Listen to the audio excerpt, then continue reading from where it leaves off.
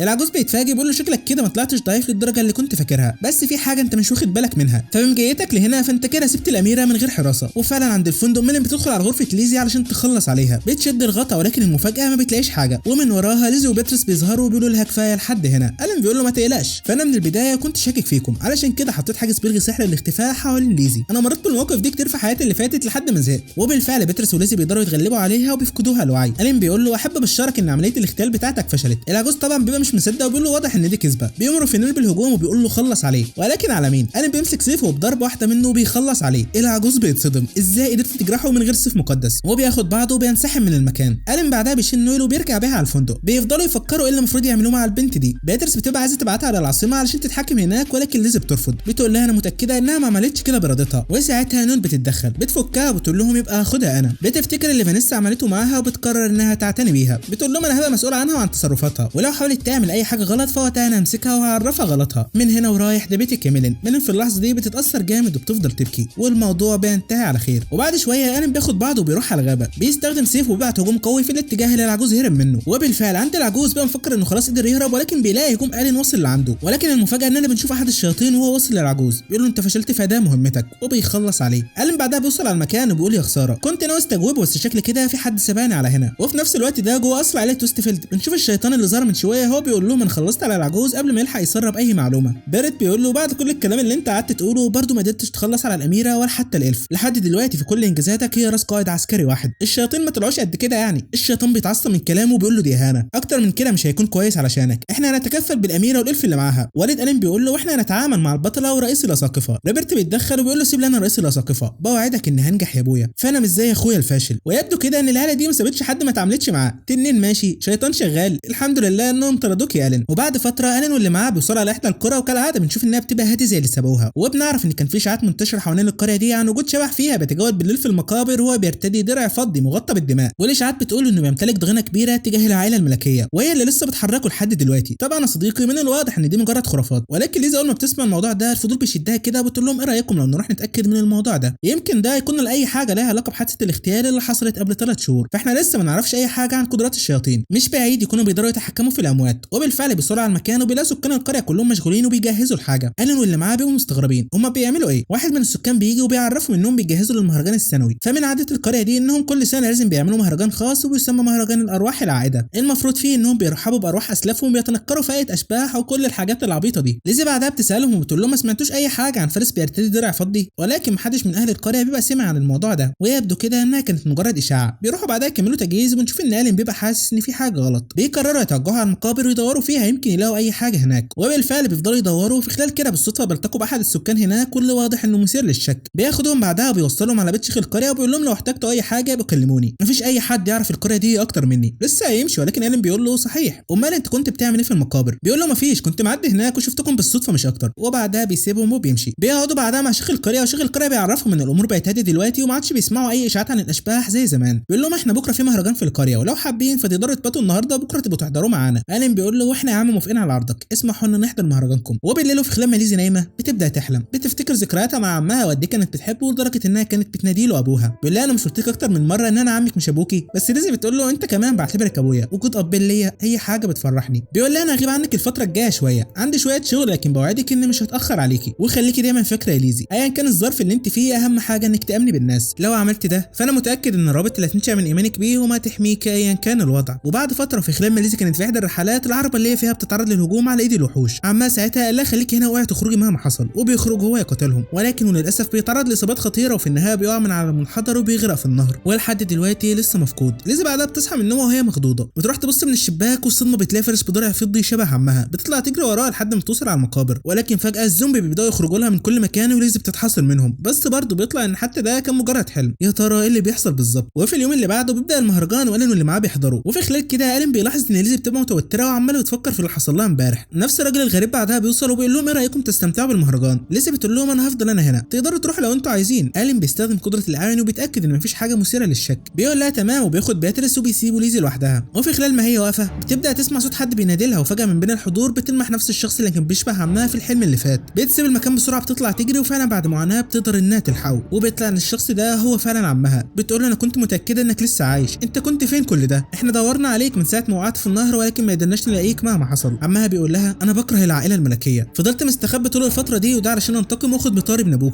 ابوك عايز يقتلك يا ليزي. ليزي بتقول له انت قصدك ايه؟ بيقول لها الملك بيستهدف الاشخاص اللي بيمتلكوا مواهب خارقه للطبيعه، القوه على هزيمه التنين، مهاره صنع اسلحه ملهاش مثيل، والقدره على مضاعفه عدد الجنود زي قائد الفرسان، والقدره على قراءه اي قدره تانية، وفي النهايه قدرتك انت يا ليزي. من منظور الملك فكل القدرات دي بتشكل خطر على المملكه، كلكم بالنسبه له تعتبروا تهديد وفي يوم من الايام هتتمردوا عليه، علشان كده قرر انه هيقتلكم. انا عايز انقذك يا ليزي، انضم ليا وهنقدر بقوتك نهزمه. ليزي بتبقى مصدومه كده مش مصدقه اللي هي بتسمعه، بتقول له انا اسفه يا عمي، حتى لو كان كلامك صح فانا برضو مش هقدر اعمل كده، انت اللي علمتني ان ايا كان الوضع اللي انا فيه فلازم امن بالناس، انا متاكده ان هنقدر نحل الموضوع بالتفاهم. اما بيقول لها فهمت، انا فعلا قلت لك كده. وفي اللحظه دي ملامحه بتتغير وبيقول لها هيبقى خلاص كده هقدر استفاد من جثتك، مع السلامه يا ليزي. لسه هيهاجمها ولكن في اللحظه دي الين بيتدخل وبيصد ضربته، بيقول لها يعني انتوا مش ناويين تسيبوني اعيش في سلام بقى؟ بيستخدم قوته وبيلغي تعويذه التحكم اللي كانت على عمها وبيرجعه لطبيعته، وبيطلع ان عمها اساسا كان ميت طول الفتره دي ولكنه كان تحت تاثير تقنيه بتتحكم في الجثه. عمها بيقول لها سامحيني يا ليزي، مش مصدق ان حاولت اقتلك، كل الكلام اللي انا قلته عن الملك كان غلط، الملك مش هو المسؤول بل هم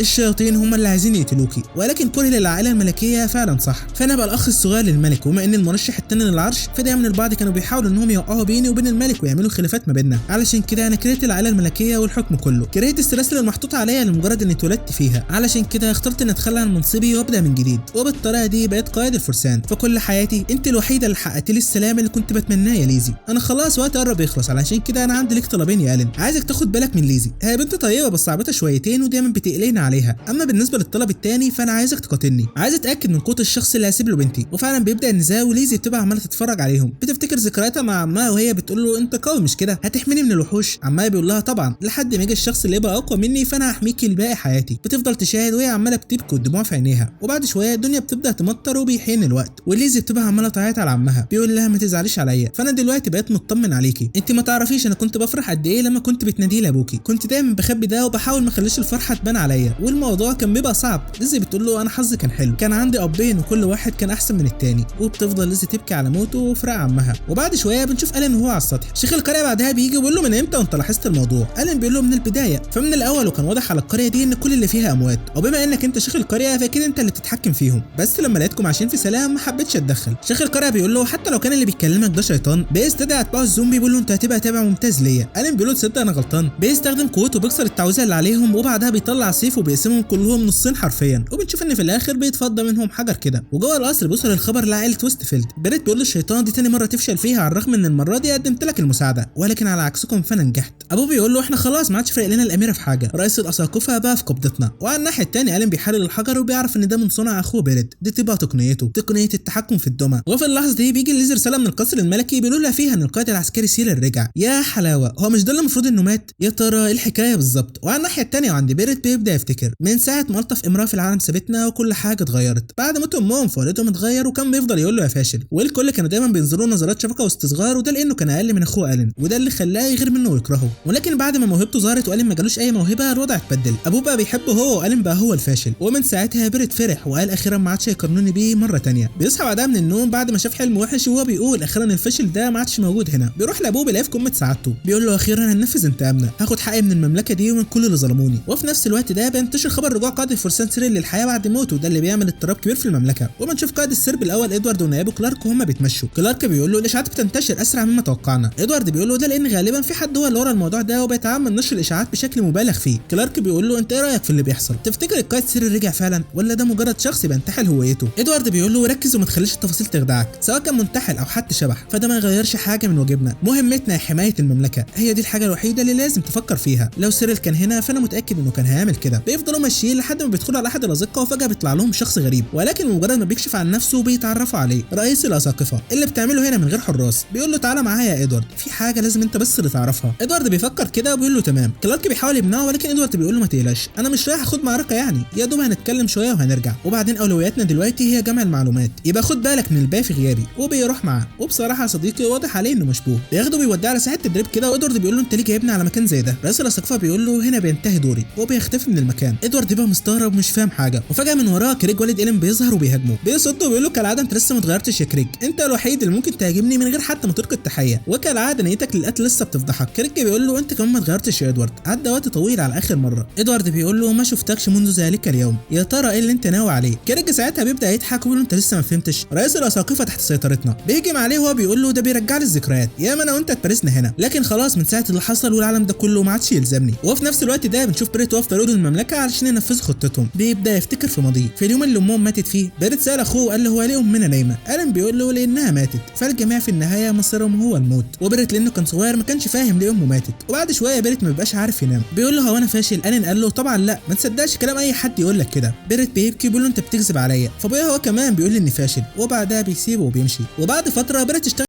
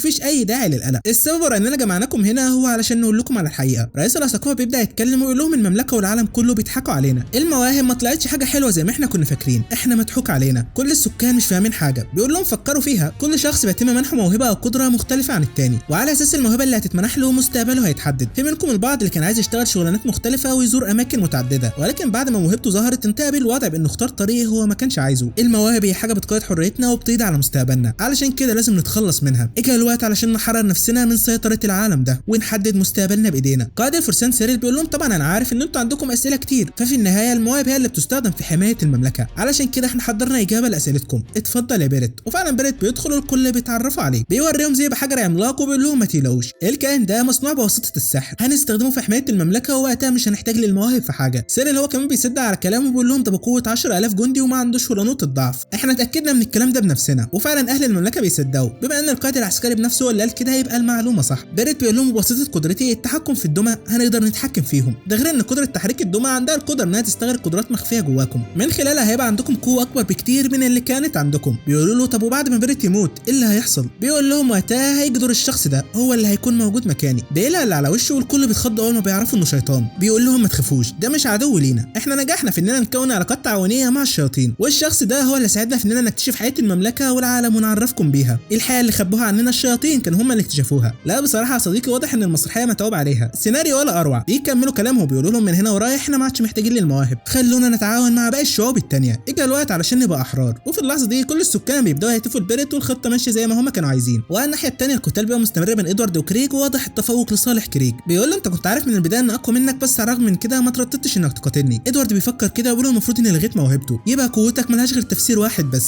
مستواك مش كده؟ كريج بيقول له اخيرا خدت بالك، طول عمركم كنت بتبالغوا في تقدير المواهب ونسيتوا اهم حاجه وهي المستوى. في الاصل رفع مستواك بيخليك تترقى وبيقوي من روحك، بمعنى تاني مستواك ممكن يمنحك قوه تتغلب حتى على قوه البطل. وعندك كلارك بيقول له ايه يعني المواهب بتتحكم فينا؟ كل ده مش مهم، احنا فرسان وواجبنا هو الدفاع عن مملكتنا ضد اي حد عايز يأذيها. ولكن الشيطان بيستخدم قوته وبيبدا يقتل فيهم واحد ورا التاني. بيعمل اصابه لكلارك وبيقول له بالجرح ده مش هتقدر تعمل حاجه، لو كملت على الشكل ده فمصيرك هيكون هو الموت. كلارك بيقول له كل ده ما يفرقش معايا، هو ده معنى انك تكون فارس ملكي. وساعتها باتريس بتوصل وبتقول له عاش عليك يا كلارك، من هنا سيب لنا الباقي. وفي نفس الوقت ده كريج بقى قدر يفوز على ادوارد. بيقول له انت شفت الفرق بين قوته وقوتك، استسلم لمصلحتك يا ادوارد، مش عايز اقتلك. وفي اللحظه دي الشيطان بيدخل عليهم وكريج بيقول له عملتوا ايه؟ قدرتوا تخلصوا على البطله؟ ولكنها بتلعب على وشها وبتهجم عليه وبتطلع هي نفسها اكرا. كريج ما بيبقاش فاهم حاجه، ازاي قدرت تهربي؟ وبنعرف ان قبل ما اكرا تغادر برفقه البنت ايرين كان لاحظ الختم اللي عليها وعدله، علشان كده الهجوم ما اشتغلش واكرا خلصت على الشياطين. وفي خلال ما بيريت عايش في احلامه والناس عماله بتهتف له، ايرين بيظهر له بيقول انا شايفك مستمتع بوقتك يا بيريت. بيريت اول ما بيشوفه بيتعصب وبيقول له ايه اللي جابك على هنا يا فاشل. وفي اللحظه دي ايرين بيطلع جاز سحر من معاه وبيبدا يبث منه اللي بيحصل عند بياتريس. وعلى الناحيه الثانيه بياتريس بتقول للشيطان في البدايه كان اختياركم لقائد الفرسان سيريل، وبعدها بعتوا وحوش للاميره وحاولتوا تقتلوها، كل ده كان من تخطيطكم انتوا وعيله ويستفيلد، مش كده برضه ولا ايه؟ الشيطان بيضحك ويقول لها بما انك كده كده هتموتي هنا فمش هتفرق كتير لو قلت لك. ايوه احنا اللي عملنا كده. فالناس اللي بيمتلكوا قدرات مميزه زي القائد العسكري والاميره بيشكلوا عائق قدام المخططات بتاعتنا. وبنشوف صديق ان ميلي بتبقى متخفيه ورا بياتريس وعماله بتسجل في كل كلامه وبتذيعه من خلال الجهاز اللي مع الين. الشيطان بيبقى عمال يتكلم والمملكه كلها سامعاه وبيعرفوا ان كل ده كان خدعه من بيريت. ليزيا كمان بتوصل على المكان وبتقول لهم كل الكلام اللي سمعتوه صح، عمليه اختلال اللي حصلت للقائد كانت حقيقيه، اما بالنسبه للي هاجموني فكانوا برضه كائنات سحريه شبه الوحش ده. بيريت ساعتها بيتعصب جامد، بيعرف ان كل خططه واحلامه في السيطره على المملكه خلاص انتهت. بيستخدم قدره تحريك الدمى على الفرسان وبيخليهم يهاجموا السكان، ولكن الين بحركه واحده منه بيقطع كل الخيوط. بيتعصب اكتر وبيخلي الوحوش تهاجم في كل اللي موجودين. الين بيقول في نفسه اللي حصل له ده كان جزء من مسؤوليتي، بصفه اخوه الاكبر كان المفروض انا اللي اخد بالي منه، بس حتى على الرغم من كده لازم امنعك. بيريت بيحاول يهاجمه باستخدام الخيوط ولكن الين بيفعل قدرته بيمسك خيوطه وبيديله في نص وشه. بيروح بعدها ليزي بيقول لها انا هسيب الباقي عليكي، لسه فاضل حاجه اخيره لازم اعملها. وعندي بياتريس بتقدر من خلال التعاون مع ميلين واستخدام قدرتها على الاختفاء انهم يتغلبوا على الشيطان. الشيطان بيعرف ان خلاص خطتهم فشلت، بيحاول ينسحب ولكن ميلين بترميه بالسكين، وبياتريس في نفس اللحظه دي بتغرز السيف في قلبه وتخلص عليه. كلارك بعدها بيجي وبيشكرها على مساعدتها ليهم. بياتريس بتقول له خلينا ناجل الرسمات دي لبعدين، المملكه دلوقتي بتتعرض للهجوم على ايدي الوحوش، وعلشان ينشروا الفوضى فهم بيهاجموا اكتر من مكان في نفس الوقت.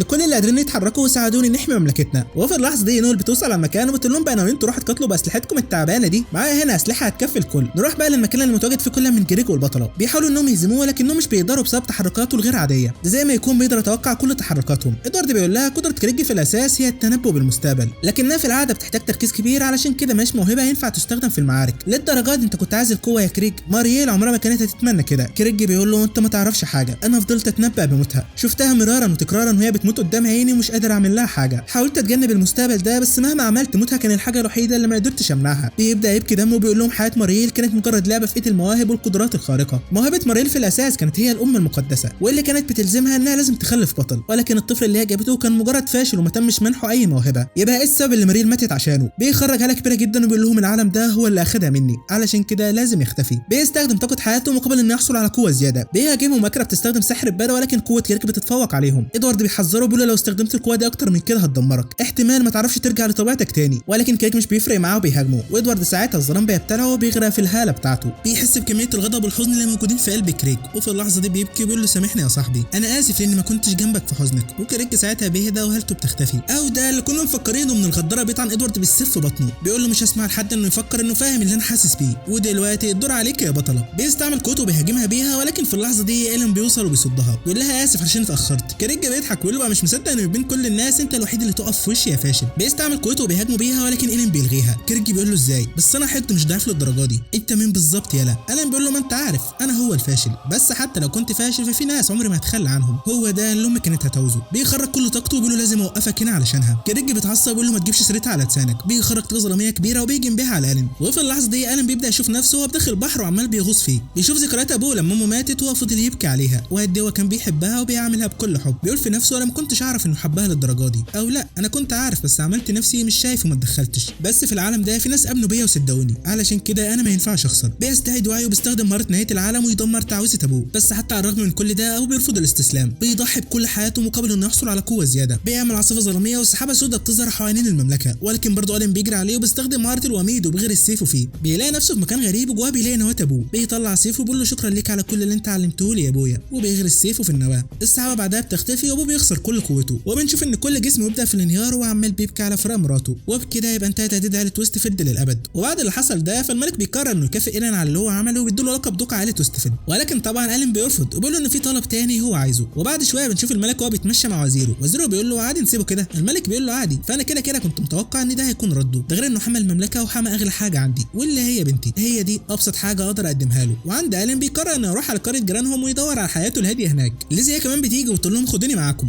صحيح انا غيرت اسمي دلوقتي، اسمي بقى هو ليزي ويستفيلد، وده لان صديقه بعد ما الباشا رفض انه يبقى وارث العيله فليزي تحملت مسؤوليه عيلته وبقت هي المسؤوله عنها. إيلين بيقول في نفسه في العالم ده لسه في ناس محتاجاني، حتى لو ما كنتش بطل، حتى لو كنت فاشل فانا اساعد اي حد محتاجني. وبياخدوا المكافاه وبيتوجهوا على قريه جيرانهم. وفي مكان تاني خالص داخل القصر الامبراطوري بنشوف بنت عندها نفس عيون إيلين وواضح كده انها تعرفه. بعد مرور 6 شهور على انتهاء الفوضى في المملكه فإيلين واللي معاه بياخدوا المكافاه من الملك وبيروحوا يرتاحوا في قصر عائله ويستفيلد عما يقرروا ايه اللي المفروض يعملوه. وبنشوف إيلين وهو نايم ويبدا يحلم بحياته السابقه لما كان بطل. بعد ما ضحى بنفسه قدر ينقذ العالم، الحاكمه اللي ادت له القوه بتبقى زعلانه عليه وبتفضل تبكي لانها ما كانتش تعرف انه هينتهي بالوضع بالشكل ده وهو وحيد ومكروه من الكل. إيلين قال لها انت بتعيطي ليه؟ عنادي هو اللي وصلني لكده. بتقول له انت كنت البطل اللي انا اتمنيته، علشان كده المره الاخيره قول لي ايه هي امنيتك. بيصحى بعدها من حلمه وبيروح يفطر مع البقيه، وبنعرف من نويل ان إيلين وعدها انه هيجرب السيف الجديد بتاعها النهارده. ليزي بتتدخل وبتقول له بس انت وعدتني انك هتساعدني في شؤون العيله والمعاملات الورقيه. لسه هيتكلم بس في اللحظه دي البنت اللي من النقابه هي كمان بتوصل على المكان ومعاها رسمه ورق. بتقول له انت ليه ما بتجيش على النقابه يا عم؟ انت في مهمات كتيره متكومه عليك، تعال معايا في قطاع من الحشرات محدش غيرك هيعرف يهزمه. بتيجي تشده بس نويل بتوقفها وبتقول لها لا، إيلين هيختبر السيف بتاعي اول. ليزي برضه ما بتسكت لهمش وكل واحده فيهم بتبقى عماله تشد فيه علشان ينفذ لها طلباتها، وإيلين يا عيني واقع ما بينهم ومالوش اي راي. وبعد شويه بيقعد يرتاح من التعب ويتامل في السماء. وبنعرف انه قال ليزي والبقيه انه ناوي يسافر على الامبراطوريه من باب التغيير، ولو لقى مكان حلو وهادي هناك ممكن يستقر فيه. نويل اول ما بتسمع كده بتقول له فرصه حلوه، انا سمعت انهم بيمتلكوا العديد من الحدادين الماهرين والاقزام، اكيد هتعلم حاجات كتيره هناك. إيلين قال لها انت ليه بتتكلمي زي ما تكوني هتيجي معايا؟ بتقول له يا عم مش هتفرق واحد او اتنين يجوا، بما ان نويل هتروح فمن ان هي كمان هتروح معاها. إيلين بيقول لها وانت يا ليزي هتعملي ايه؟ ليزي بتقول له لا انا مشغوله، عندي واجبات عائله ويستفيلد وما ينفعش اسيبها وامشي. وبعد شويه بنشوف الاربعه هم راكبين العربه وفي طريقهم للمملكه، وده لان ليزي المسؤوله جدا سابت كل مسؤولياتها وواجباتها لبترس الغلبانه وراحت هي معاهم. نويل بتقول لها هو عادي كده تسيبي كل مسؤولياتك وتيجي معانا؟ ليزي بتقول لها بالعكس، للسبب ده بالذات لازم اجي معاكم. اللي انت ما تعرفيهوش ان الامبراطوريه عندها طموح كبير وهدفهم هو انهم يوحدوا القاره. وفي ظل الفوضى اللي حصلت قبل 6 شهور في المملكه دي كانت الفرصه المثاليه بالنسبه لهم علشان يستولوا على المملكه، ولكنهم على الرغم من كده ما اتحركوش ولا عملوا اي حاجه. المفروض عائله ويستفيلد هي المسؤوله عن حمايه حدود المملكه، وبما اني المسؤوله عنها دلوقتي فلازم اروح واتاكد انا من الموضوع بنفسي. لا بصراحه حاجه مقنعه. بيكملوا طريقهم في الجبال وبسبب ان الطريق بيبقى مش مستوي محدش بيبقى عارف ينام. وفي خلال كده فجاه العربه بتقف والحصان ما بيرضاش يكمل. بيبصوا فوقيهم وبيلاقوا ذئاب الرمل مستنياهم، يبقى مش هيعرفوا يعدوا كده. بس على مين؟ إيلين بياخد سيف وبيروح يخلص عليهم في ثواني وبعدها بيكملوا طريقهم عادي. بيوصلوا اخيرا على الامبراطوريه وبيبداوا يتمشوا فيها. وعلى الرغم ان البلده دي واقعه على الحدود لكنها بتبقى نابضه بالحياه والناس في كل مكان، ولكن إيلين بيبقى مقلق كده بسبب ان المدينه مليانه حراس في كل مكان. اي نعم ده طبيعي لان المدينه دي على الحدود بس العدد ده اكتر من اللازم. وفي خلال ما هم ماشيين إيلين بيخبط في بنت كده بشعر احمر، وبتطلع نفس البنت اللي كانت بترابه وهي نفسها الحاكمه اللي نقلته على العالم ده واسمها هو هنريت. الاتنين بيتعرفوا على بعض وهنريت بتقول له انت بتعمل ايه هنا؟ إيلين بيقول لها انا اللي المفروض اسالك السؤال ده، ايه اللي بتعمله بنت الماركيز في بلده زي دي على الحدود؟ ليزي كمان بتتعرف عليها وبتعرف انها بنت الماركيز لينكفيست. هنريت بتقول لها مش انت برضه ليزي اميره المملكه، او بالاحرى بقيتي مسؤوله حاليا عن عائله الدوق، اللي جابك انت كمان على هنا؟ عموما انا ما يهمنيش ايه اللي جابكم على هنا، ولكن خلوني احذركم الوضع في الامبراطوريه غير مستقر حاليا، والنيران بتغلي لدرجه انها ممكن تنفجر في اي لحظه، علشان كده احسن لكم ترجعوا على مملكتكم قبل ما تتورطوا في الموضوع. إيلين واللي معاه مش بيبقوا مقتنعين، بس هانت بتقول لهم الوضع اخطر من اللي انتم متخيلينه، ده لدرجه ان فرسان الذئب الاسود هم كمان بداوا في التحرك. والفرسان دول صديقي عندهم سلطه من الامبراطوريه ذات نفسها بانهم انهم يقدروا يجمعوا قوتهم في الوقت والمكان اللي هم عايزينه. هنريت بتقول لهم انا كده عملت اللي عليا وحذرتكم، بالاذن انا بقى، وبتاخد بعضها وبتمشي. ليزي واللي معاها بيبقوا عمالين يفكروا وبيقولوا شكلنا كده جينا في وقت مش مناسب. وفي اللحظه دي الين بيفتكر حاجه كده وبيقول لهم اسبقوني هعمل حاجه وجاي بسرعه، وبيطلع يجري ورا هنريت. وعند هنريت بتلاقي الين لحقها بتقول له لسه في حاجه عايز تقولها. الين بيقول لها عايز اعرف هل تحذيرك ليا من شويه كان بصفتك بنت الماركيز ولا بصفتك الحاكمه اللي كانت بتساعدني؟ هنريت بتقول له في حياتك اللي فاتت كان دايما عندك حاكمه بتساعدك وبتقول لك ايه اللي المفروض تعمله، لكن في العالم ده كل اللي موجود هي هنريت وبس. الين بيقول لها بس انت لسه معاك قوتك من حياتك اللي فاتت مش كده ولا ايه؟ هنريت بتقول له لسه معايا بس بحدود معينه، وبعدين هو انت ما بتتعلمش؟ لو انت فعلا عايز تعيش بسلام فانجز وارجع لمملكتك بسرعه. الين بيقول لها خلاص فهمت، بيشكرها على قلقها عليه وبعدها بياخد بعضه وبيمشي. بيروح علشان يدور على ليزي والبقيه، ولكن في خلال كده فجاه بيسمع صوت انفجار. يبدو كده ان هنريت كان معاها حق. بيطلع يجري على مصدر الصوت وبيلاقي شخص عمال بيجري من الحراس. بيلاقي الين واقف في طريقه فبيطلع السكينه علشان يهاجمه، لكن الين بيدي واحده على دماغه وبيفقد الوعي. بيقول في نفسه لو سلمته للحراس فكده المشكله هتتحل، ولكن في الوقت ده فجاه بيبدا يخرج من الراجل دخان اسود وتعويذه سحريه بتتفعل وبتخلص عليه. الين بيتصدم وبيعرف ان الشياطين هم اللي ورا كده. وفي اللحظه دي فرقه فرسان الذئب الاسود هم كمان بيوصلوا وبيشوفوا الراجل وهو واقع على الارض وميت قدام الين، ويبدو كده انه اتورط في الموضوع. باقي الفرسان بيحاصروه. قادتهم لزيت بتقول له يا ريت لو تحكي لنا ايه اللي حصل هنا. الين بيقول لها انا رديت له الهجوم مش اكتر بعد ما هو هاجمني، مش انا اللي قتلته. بتقول له بس مش ده اللي انا شايفاه قدامي. السؤال هنا انت ازاي قتلته من غير ما تستخدم اي سلاح او موهبه؟ الموهبه بتاعتي بتسمح لي اعرف اذا كان الشخص اللي قدامي يستخدم اي موهبه ولا لا. بمعنى تاني التفسير الوحيد اللي حصل هو انك تكون شيطان. انا اسفه بس انت لازم تيجي معانا. الين بيقول لها انا مش شيطان، مع ان عارف ان حتى لو قلت لك فانت كده كده مش هتصدقيني. بيقول في نفسه ايه العمل دلوقتي؟ انا ممكن اقاتلها واهزمها هنا، بس لو عملت كده فده هيبقى بمثابه اعلان الحرب على الامبراطوريه، وحتى لو حاولت اهرب فده هيزيد الطين بله. البنت بتقول له انت هتيجي معانا، لسه هتمسكه. ولكن في اللحظه دي فجاه الين بيختفي من قدامهم. كل الحراس ما بيكونوش فاهمين حاجه، ازاي اختفى كده؟ زد بتقول لهم اقفلوا الحدود حالا مش هنسمح له يهرب. وعلى الناحيه الثانيه بتشوف الين وميلين هم تحت الارض، والين بيشكرها على انقاذها ليه، فبفضل قدرتها على الاختفاء قدروا انهم يهربوا من الوضع ده. بيقول لها بس انت عرفت منين ان كنت واقع في مشكله؟ وفي اللحظه دي ليزو والباقي بيوصلوا معاهم هنريت، وبنعرف ان في خلال ما هم كانوا قاعدين مستنيين وهنريت جات لهم قالت لهم ان الين في مشكله لو عايزين ينقذوه هيحتاجوا لقدره ميلين. الين بعدها بيشكرها على انقاذها ليه وبيقول لهم يلا بينا لازم نغادر البلد دي في اسرع وقت. هنريت بتقول لهم انتوا اتاخرتوا، كل المداخل والطرق اللي بتؤدي للمملكه خلاص اتقفلت، يعني مش هتعرفوا ترجعوا في الوقت الحالي. نويل بتقول لهم ما ينفعش نستغل قدره ميلين ونتسلل من غير ما حد يشوفنا. الين بيقول لها صعب، فالفرسان مش اغبياء واكيد مش هيقعوا في نفس الخدعه مرتين. الحل دلوقتي اننا نشوف مكان نستخبى فيه عما الوضع يهدى شويه. بيفضل يبص لهنريت كده وهنريت بتقول له في ايه؟ بتبص لي كده ليه؟ بيقول لها ما عندكيش خطه كده ولا كده؟ بتقول له انا مش كفايه انقذتكم وكمان عايز نخبيكم؟ عموما يا عم انتوا صعبتوا عليا. وبتقرر انها تساعدهم، بتاخدهم وتوديهم على القصر بتاعها. والين اول ما بيشوف رئيس الخدم اللي هناك بيتعرف عليه، اسمه هو سايلس، وكان رئيس الخدم في عائله وستفيلد قبل ما الين يتطرد منها. سايلس بيقول له مبسوط اني شفتك مره ثانيه من ساعه ما انا وباقي الخدم سيبنا قصر عائله وستفيلد، فهنريت هي اللي رحبت بينا وجابتنا على هنا. هنريت تيجي تشوشر على الكلام وتقول له ما كفايه كلام يا عم انت، خدهم وفرجهم على القصر. وبعد شويه بيقعدوا يتكلموا وبنعرف ان هنريت بتبقى عايشه في القصر الكبير ده لوحدها، وده لان ابوها وامها ماتوا من زمان في حادثه. الين بيقول لها يا ريت نخش في الجد بقى، يا ريت لو تعرفينا ايه اللي بيحصل بالظبط في الامبراطوريه. كل الحراس اللي كانوا موجودين على الحدود وفرسان الذئب الاسود، كل ده اكيد ما كانش صدفه. هنريت في اللحظه دي بتصدم الكل وبتقول لهم ان تم اغتيال الامبراطور قبل سنه من دلوقتي، وده يفسر ليه ما اتحركوش في ظل الفوضى اللي كانت موجوده في المملكه، فيا دوب هم ملحقين على مشاكلهم. نويل بتقول لها مش المفروض ان دي معلومات سريه برضه؟ ازاي تقولها الغرب زينا بالسهوله دي؟ بتقول لهم انا عارفه ان انتوا كده كده مش من النوع اللي ممكن تفشوا اي سر، علشان كده في الوقت الحالي عايزكم ترتاحوا وتستمتعوا بوقتكم في القصر ده. وبالليل هنريت بتروح تتكلم مع الين وبتعرفه ان اللي كانوا ورا اغتيال الامبراطور هم غالبا الشياطين، وده لانه كان تحت اشد حراسه ممكنه والوحيدين اللي يقدروا يعملوا كده هم الشياطين. بيقعدوا يتكلموا. الين بيقول لها قولي لي بقى من امتى انت كنت بتراقبيني؟ بيقول لها لو ما كنتش بتراقبيني فعلا فوقتها ما كنتش هتعرفي ان سايلس واللي معاه سابوا القصر وتجيبيهم على هنا، ده غير موضوع اننا اتقابلنا على حدود الامبراطوريه، كل ده مستحيل يكون صدفه. هنريت بتقول له عادي يعني ايه اللي فيها، اوقات في صدف غريبه بتحصل، انا رايحه انام يا عم. وبتسيبه وبترجع لاوضتها. بتفتكر لما كان بطل في حياته اللي فاتت وقد ايه الناس كانوا بيكرهوه وبيخافوا منه، علشان كده قررت انها تنتقل معاه لنفس العالم وعلى الاقل تتاكد انه هيعيش بسعاده المره دي. فضلت تراقبه من وهي صغيره لحد اللحظه دي، وعلشان كده بتبقى فرحانه لانه اخيرا قابل الشخص اللي خلاه يبتسم من جديد. وفي الصباح نويل بتبقى زهقت من القصر وعماله تزن عليهم، بتقول لهم فين السيوف الاسطوريه اللي سمعت عنها؟ فين الحدادين المعروفين بمهاراتهم؟ مش ده خالص اللي انا كنت متوقعاه، عايز اشوف سيف او ورشه حداده. هنريت بتقول لها انسي الموضوع ده خالص، البلد كلها دلوقتي خاضعه لحراسه مشدده. نويل بيجي لها احباط وبتبقى هتتجنن لدرجه انها بتبدا تصنع سيف وهمي. الين بيقول لها مش الفرسان بيدوروا عليا انا؟ ما اعتقدش ان هيكون في مشكله لو نويل خرجت لوحدها. هنريت بتقول له معاك حق نوعا ما. نويل اول ما بتعرف كده بتتحمس جامد وبتخرج مع ميلين يتمشوا وهي في قمه السعاده. بتفضل تلف على ورش الحداده وبتلقي نظره على مختلف انواع السيوف وازاي بيصنعوها وطريقه صقلها. ولكن في خلال ما هي ماشيه فجاه بتلاحظ ان في العديد من الالف موجودين حواليها، لا والاغرب انهم عمالين بيبصوا لها. العبيطه بتكون مفكراهم بيبصوا عليها من جمالها، وتبدا تعيش احلام العصر. واحد فيهم بيحاول يتكلم معاها ولكن ميلين بتصغر له. باقي الالف هم كمان بييجوا عايزين يكلموها، بس في اللحظه دي ميلين بتاخدها وبيطلعوا يجروا. بيرجعوا على القصر بعدها نويل بتبقى مرهقه بعد كل اللي حصل ده. بتقول لهم اعمل ايه بس؟ مش مشكلتي اني جميله وكله عايز يكلمني. هانرت بتقول لها الموضوع مش زي ما انت فاكره، هم مركزين معاكي بس ده مش عشان شكلك ولا حاجه. نويل بتقول لها تقصد ايه؟ هانرت بتقول لها مهتمه تعرفي اكتر عن نفسك. نويل بتبدا تفكر كده وبتفتكر انها فعلا ما تعرفش اي حاجه عن نفسها، لا هي مين ولا مين ابوها وامها. هانرت بتقول لها تعالي معايا هدلك على الطريق. وفعلا بيجي الليل وهانرت بتاخدهم بره القصر. بيفضلوا ماشيين لحد ما هانرت بتقول لهم اعتقد هنا هيكون مناسب، استعدوا هاخدكم على غابه الالف. وفعلا بتبدا تستعمل سحرها ونور ذهبي بيخرج منها، وفجاه بيلاقوا نفسهم بقوا في نص الغابه. الكل بيكون مصدوم من المنظر. هو احنا مش كنا في القصر من شويه؟ هانرت بتقول لهم احنا لسه في القصر، لكن خلينا اقول اننا بقينا في بعد تاني. في الاساس غابه الالف بتبقى محميه بسحر حاكس بيحميهم من الاعداء الخارجيين، وعلشان محدش يكتشف ده فاي شخص بيغادر الغابه بيمسحوا ذاكرته عنها ايا كان هو مين. عاده هانرت هي الوحيده اللي تسمح لها تدخل على الغابه وتخرج منها، وده يفسر ليه نويل ما عندناش اي ذكريات عن نفسها. ألين بيبقى متفاجئ، بيقول لها فكره ان الالف قدروا يصنعوا حاجز بالقوه دي لدرجه ان حتى انا ما حسيتش بيه، انت اللي ساعدتهم يا هانرت مش كده؟ بيفضلوا ماشيين فيها ونويل بتبقى حاسه انها زي ما تكون بتنتمي للمكان ده. وفي خلال كده فجاه بيلاحظوا انهم بقوا محاصرين من جميع الاتجاهات من قبل الالف، ويبدو كده ان الوضع مش مبشر بالخير. هانرت بتقول لهم ما تقلقوش، كل الوضع وما فيه انهم مصدومين، وده طبيعي لان ملكتهم اخيرا رجعت. وفي الوقت ده كل الالف اللي حواليهم بينحنوا لنويل وبيقولوا لها اهلا برجوعك يا ملكتنا، احنا استنينا رجوعك طول المده دي بفارغ الصبر. وبيطلع صديق نويل العبيطه تبقى هي ملكه الالف الحاليه، وده طبيعي نظرا لموهبتها عيون ملكه الجنيات اللي هي اساسا بتستخدمها في الحداده. نويل بتبقى مستغربه كده ومش فاهمه حاجه، مين دي اللي ملكه؟ بتفتكر كلام العجوز ليها لما لها نفس الحاجه وان ممكن يسيبها بسبب القدره اللي عندها، معنى كده ان كلامهم صح. هانرت بتقول لها عيون ملكه الجنيات او جرام سايت مش بتمنح غير لافراد العائله الملكيه وبس، وتبقى واحده من اندر 5 مواهب في العالم كله، وبما انك اخر فرد متبقي في العائله الملكيه فانت تعتبر ملكتهم. خادم الملك بيقوم وبيقول لها اعرفك بنفسي، اسمي هو بارسيفال، ومن دواعي سنوننا اننا نستقبلكم في غابتنا المتواضعه. نويل بتقول له استنى بس انا لسه ما وافقتش ان ابقى ملكتكم. بارسيفال بيقول لها عادي احنا كده كده مش ناويين نستعجلك في قرارك، بدايه خلينا نبدا باننا نعرفك علينا اكتر. بياخدهم في جوله حوالين الغابه وبيقول لهم هي دي مستوطنتنا، وكعاده الالف يا صديقي فبيبقى واضح عليهم انهم كسالى وبيحبوا النوم، ولكن غريب ان يبقى في اساس وعربات جوه الغابه. بارسيفال لسه هيقول ان هانرت هي اللي جابتهم بس هانرت بتسكته. بيكملوا طريقهم وبارسيفال بيقول لها ايه رايك في حياتنا؟ وفي خلال كده في طفلين بيجروا على نويل وبيدوها مكسرات كده كتعبير عن حبهم ليها. نويل بتاخدها وبتقول لهم شكرا ليكم، متحمسه للحاجات اللي هتجيبوها لي بكره. وبيبقى في وقت تاني كده مستخبي ورا الشجره وعايز يجي يسلم على نويل، ولكن بارسيفال بيمنعه وبيقول له ملكتنا ما عندهاش وقت، مش كل شويه هتقعد تسلم على الناس، روح العب انت مع باقي اصحابك. بس الواد بيرفض وبيقول له اشمعنى هم كلموها؟ ده حتى مش عدل، اشمعنى الاشرار يسلموا عليها وانا لا؟